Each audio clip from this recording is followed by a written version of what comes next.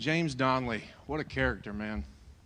I've really enjoyed seeing these photos. Thank you to the Carters for putting all that together and his family and friends who sent these photos in. I wish he would have told me how handsome he was. He never did mention that. Known James met him for the first time almost 12 years ago at New City Church. I attended for the first time with my wife. We were just married, and the church met at the Cox Capitol Theater, and I wanted to go there. I didn't read about the church. I just wanted to go there because it had a balcony, and I could slide in late and slide out early. And you could do that in most churches that have a balcony and a theater, but not most churches have James Donley. And he was standing there in the foyer as I tried to slide out, and he caught me. And we had a good conversation that day. He told me about his favorite teams and my favorite teams, and he told me more about my favorite teams than I knew about my favorite teams. And I'll never forget that. I was, thus struck a 12-year friendship, almost 12 years.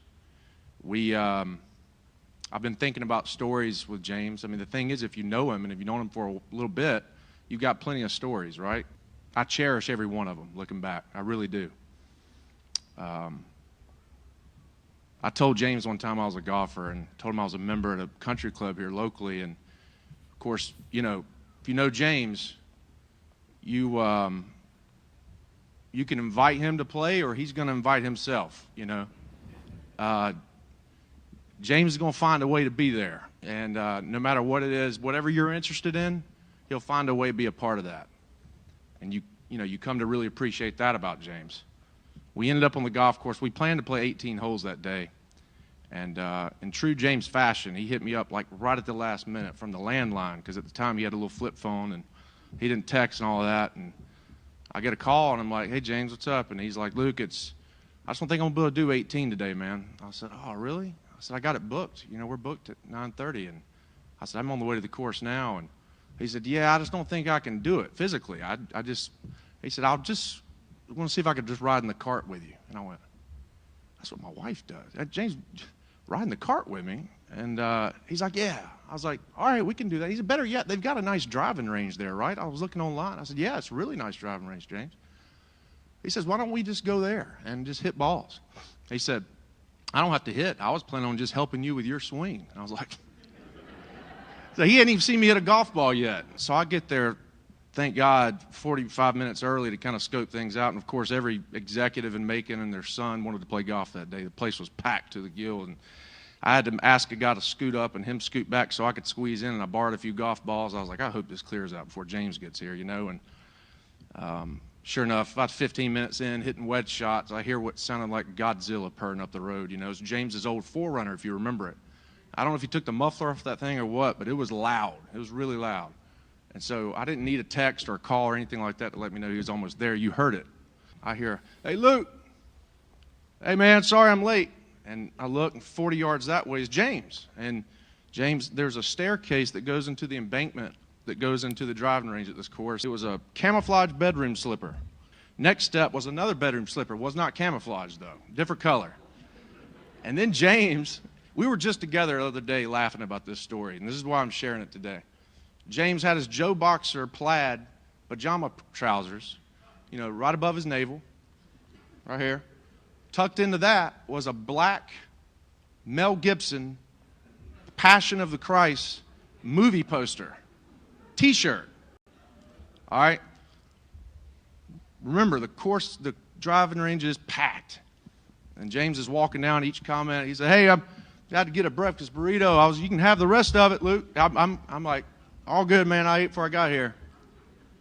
He had this hat on. It wasn't a golf hat or even a ball cap. Not the kind of hat that has a bill. It was like I could draw it for you guys. I don't even know if I could describe it, but it was like a hat you would wear in like the upper peninsula of the United States if you were going to go hunt some animal in the snow. But it was James, and I was ready for anything and everything. He gets over to me and he's like, sees me hit a few shots. He's like, "Man, nice contacts. Nice, Luke." I said, "Thanks, James."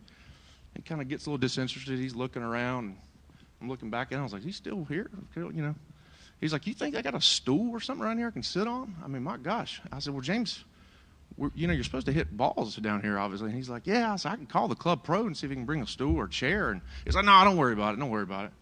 He kind of walks off, and back 30 yards this way is a little knee wall with a cooler that you get a drink out of, right? And he walks back there, and he kind of does this number and sits. And he's watching me from afar, and I was like, this is perfect, right? I'll hit 5 or 6 shots, go back and, talk about the shots. It's a little subdued, perfect. But no, not with James. I mean, I took my first shot. Hey, Luke, get that hip in, man. Get that hip. And I'm like, oh, my God, we're really doing this. It ended up being the longest hour of my life, it felt like, that day on the driving range. And we were laughing about this the other day. He was with me the other day, a couple weeks ago. James, I needed to move a dollhouse for my firstborn daughter. And she's very precious to me. I love her. And I had a Saturday to do this. And James wanted to help me.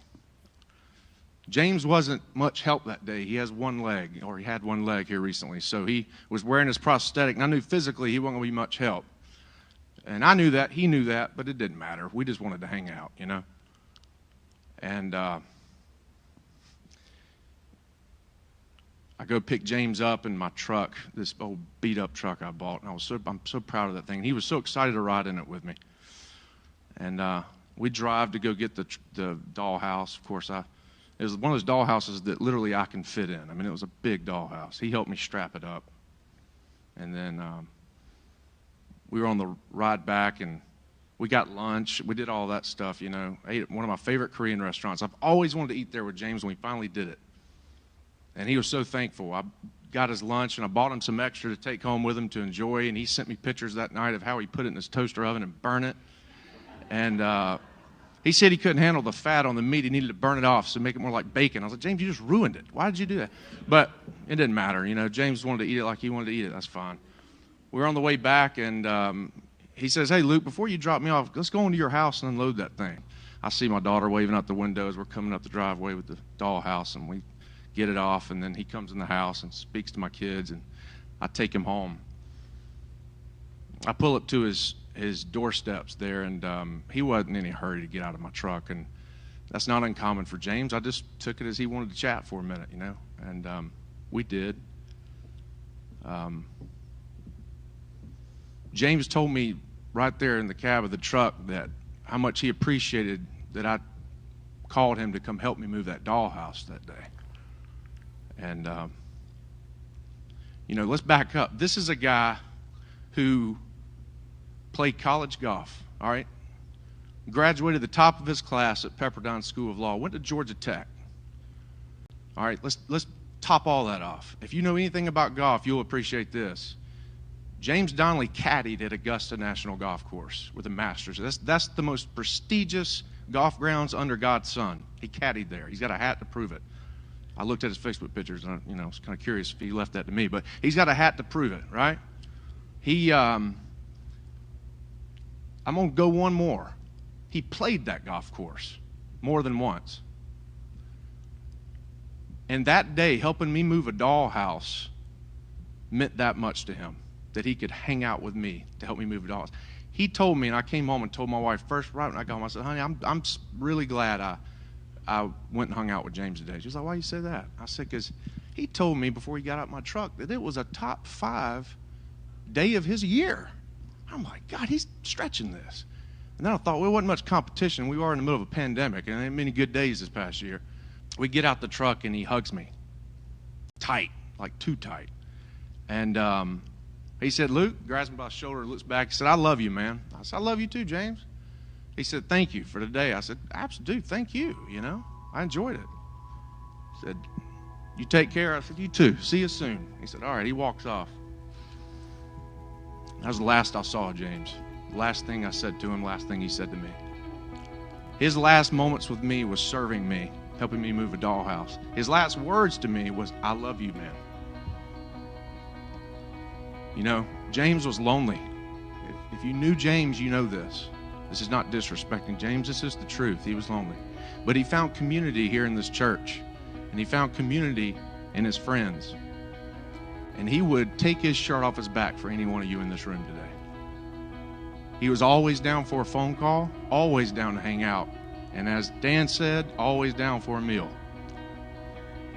The truth is, James loved people. He really loved people. Who does that sound like? If I have one regret with this whole thing, is that I didn't tell James enough how much he was just like the Jesus that he loved and served and talked about so often. That's hard. The good news is that James is in heaven right now. I know that for a fact. And if there's golf in heaven, he just took way too long reading the birdie putt, but he drained it. And he's probably doing some jig there on the green with both legs healthy, looking more like handsome James, and in the presence of his almighty God. That's something worth celebrating.